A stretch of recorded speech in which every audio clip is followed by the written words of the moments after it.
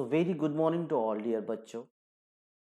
पिछले 9 महीने से मेरे मम्मी को ब्रेन हैमरेज हुआ था। इसकी वजह से मैं कोई वीडियो नहीं बना पाया या फिर जो भी क्वालिटी कंटेंट है मैं आप तक नहीं पहुंचा पाया। बट इसके बाद मैं कोशिश करूंगा, पूरी कोशिश एज पर योर रिक्वायरमेंट आपको जो भी कंटेंट है वो मिलते रहे।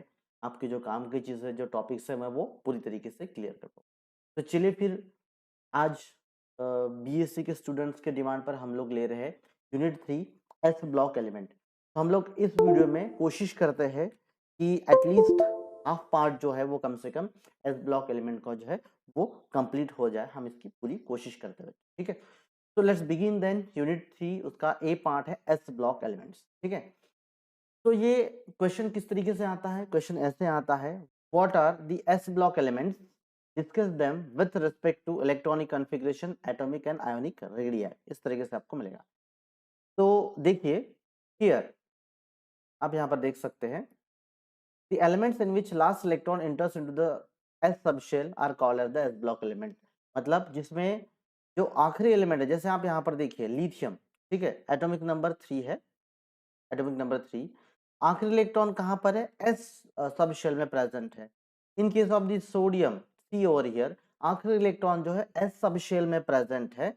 इसका मतलब आखिरी इलेक्ट्रॉन जहां पर एस सब शेल में प्रेजेंट होगा, हम उसको क्या कहेंगे? एस ब्लॉक एलिमेंट कहेंगे। समझ में आ रहा है? अब इसमें जो एस ब्लॉक है उसमें दो ग्रुप है, देयर आर टू ग्रुप, ठीक है। One first group and second group. तो जो फर्स्ट ग्रुप है, फर्स्ट ग्रुप को हम लोग क्या कहते हैं? These are called as the alkali metals. These are called as alkali metals. और जो सेकंड ग्रुप है उसको हम लोग क्या कहते हैं? Alkaline earth metals. हम उनको कहते हैं अल्कलाइन अर्थ मेटल्स। जो फर्स्ट ए ग्रुप है, first A group is called as the alkali metals and second A group is called as the alkaline earth metals, ठीक है। आप इससे आप देखकर आराम से आपको समझ में आ जाएगा। So this is your the alkali metals which includes the lithium, sodium, potassium, rubidium, cesium and francium। ये उसमें इंक्लूड होता है, ठीक है। इसका इलेक्ट्रॉनिक कॉन्फ़िगरेशन में देकर है। So very simple, I am repeating again, what is the s block elements in which last electron present in the s subshell। आखिरी इलेक्ट्रॉन जो s सबशेल में प्रेजेंट होता है हम उसको क्या कहते हैं? प्रेजेंट होता है। एंटर्स भी लिखा होता है कहीं पर, present. Enters means present is called as what? the s block element। So this is your s block element। Now next, what about the atomic and ionic radii? Let we discuss the atomic and ionic radii of। So what happens? A very simple concept is there। Atomic radius decreases in a period and increases in a group. याद रखिए, अगर हम period की बात करते हैं, ठीक है ना, देखिए is what? Lithium, sodium, potassium, rubidium. ये क्या है? तो ये है हमारा, देखिए is what? Group. And here in this way अगर आप आ जाएंगे तो लिथियम के बाद बेरियम, ये क्या है? इधर से आप जाते हैं तो दिस इज योर पीरियड। ये क्या है? आपका पीरियड है।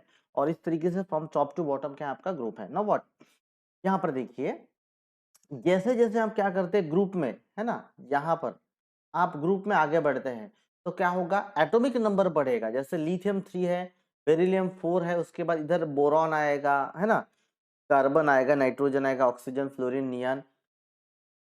मैं आपको यहाँ पर बताता हूँ, देखिए हियर, ये ग्रुप फर्स्ट, देन इसमें है lithium, then sodium, potassium, rubidium, caesium वगैरह।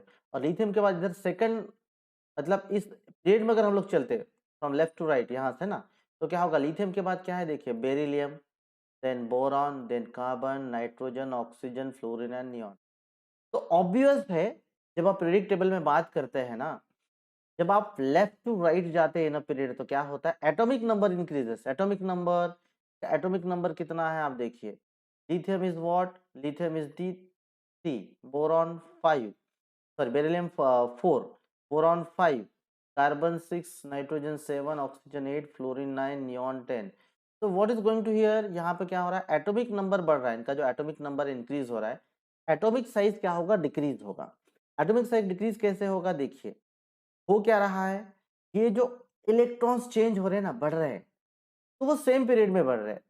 मतलब सेम पीरियड में या फिर सेम शेल में। ये देखिए this is the nucleus and lithium की अगर हम लोग बात करते हैं, first shell is having the 2 electron and second shell is having the 1 electron.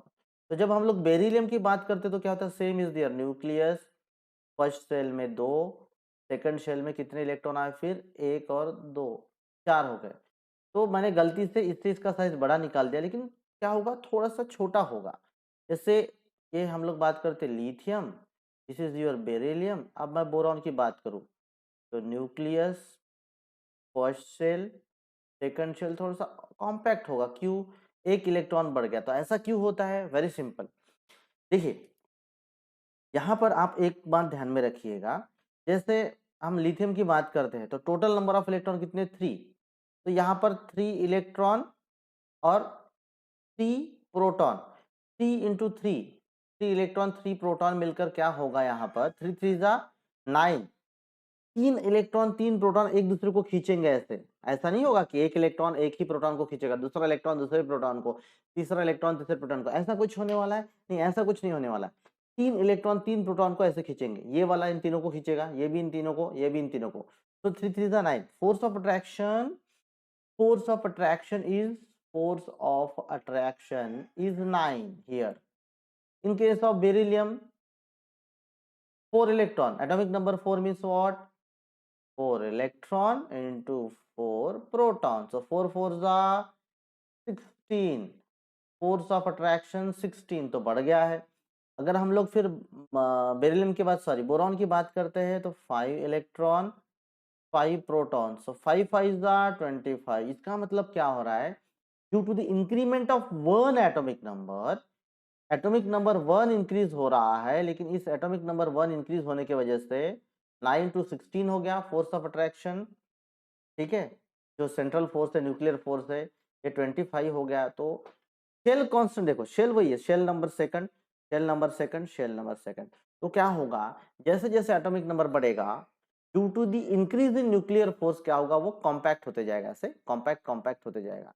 And hence as the atomic number increases, atomic radius decreases in a period।